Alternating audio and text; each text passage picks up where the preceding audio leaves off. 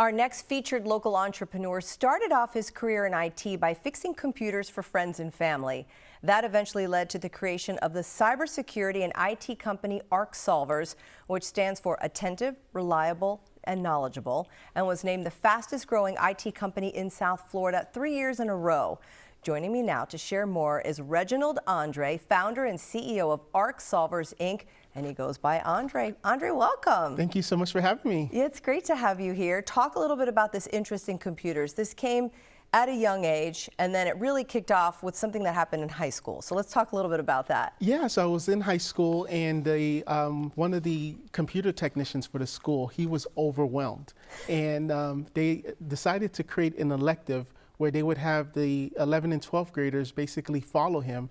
And from there, he just started teaching us computers, and that's where my love started. Amazing. So from there, you ended up working at CompUSA, right? And then you went into business. So talk a little bit about that. Yeah, so I was about 21 years old. I was going to school to become an English teacher.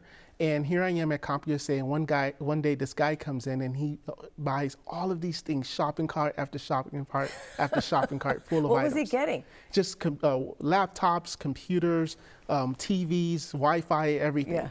And at the end of the sale, he says, I have no idea how to set this up.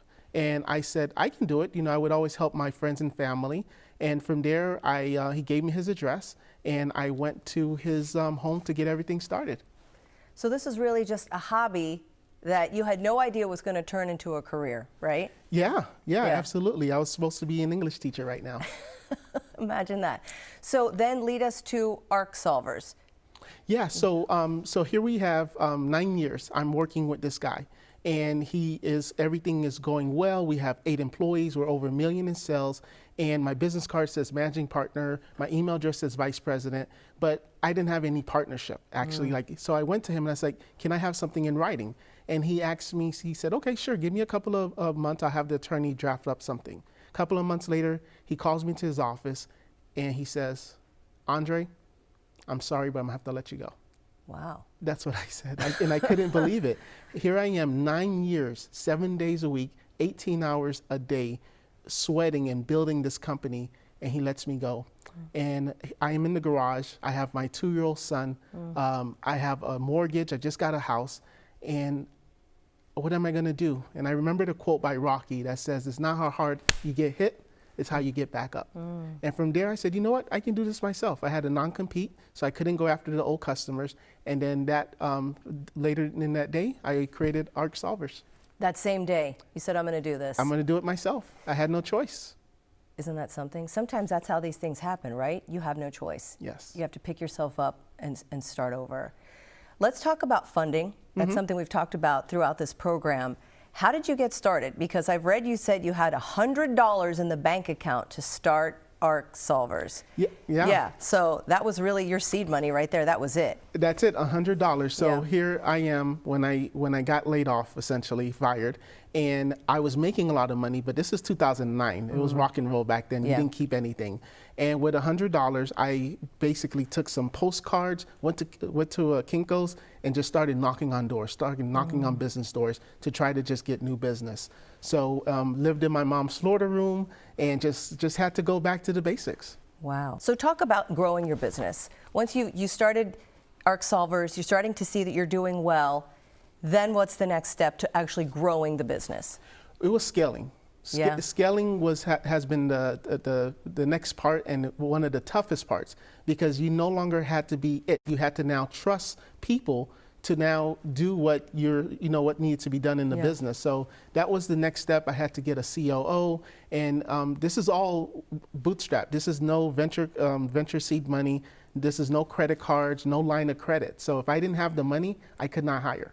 Yeah, you've talked about that you've seen your business grow slowly, and you've done that on purpose because you did not want to go into debt. Talk a little bit more about that, because a lot of people too, we live in an age where people want instant success, right? They see an overnight millionaire, an overnight YouTuber, whatever the case might be. But you were slow and steady. That has to take a lot of discipline. Slow and steady wins the race. So I follow Dave Ramsey, and one of the things that he teaches is being debt-free. So I'm debt-free in my business, I'm debt-free personal. And I think that really helped, because in my previous business, when we got the money, we would buy new floors and put the big signs up and things like that, and it was unnecessary. But I knew that by just having the cash, just using whatever was in your debit card would be the best way in order to grow the business and have it be sustainable, so that if we did have any type of crashes or anything like that, we weren't overextending ourselves. One of the things I've heard you say too is that there was a lot of failure along the way, but you learn from those failures, and you don't want people to be afraid of failing, to not try. You're going to fail, but try and do it anyway, right? Talk about what you've learned from those failures. I fail every day, and I tell my employees, if you're not failing, you're not learning, you're not growing. And that is so important for me that I tell them, try, make a mistake, it's okay to do that, because otherwise how else are you going to learn? So we have a policy in our company, and sometimes our techs do oops moments, but it's okay, we train on it, they learn, the entire team learns, and then we move on from it. You sound like a good boss. Thank you. Allowing your employees to fail and saying, that's okay. Let's go back to, you said you wanted to be an English teacher. You went to Broward College. You have 2 associate degrees from Broward College. One's in business, one's in tech. Talk a little bit about that education, and you're on their foundation now, Broward College Foundation. Talk about how important that education was to you. And some people think, you have to go get a 4-year degree somewhere in order to start a successful business. And that's not necessarily the case, right? The reason I wanted to become an English teacher originally was supposed to be computer science. But then I was going to go to a university, but my GPA was too low. And from there, I decided to go to Broward College. My mom is Haitian American, first generation Haitian American, and education is important for any Haitian mother out there. And from there, Broward College really, really accepted me. And you're absolutely right. You don't need a 4-year degree. You can go and get an 18-month certificate program at your local college, and you come out making $60,000 a year. But unfortunately, and especially in my community, they don't know that. Talk a little bit quickly about work-life balance. How do you make it work? My wife is big on me on that. So it's really about delegating. That's been the biggest thing, is that I don't have to do everything.